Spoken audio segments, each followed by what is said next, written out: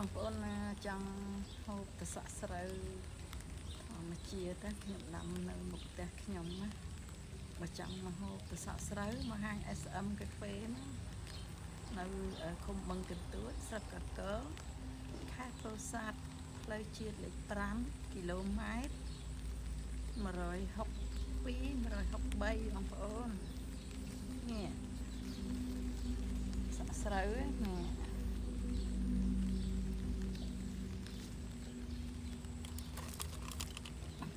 ទៀតនេះទៀត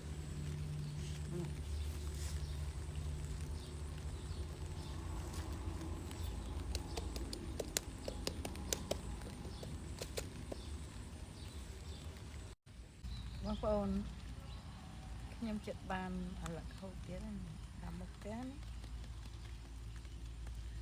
មានអាឡឹកមានសាក់ស្រូវនេះ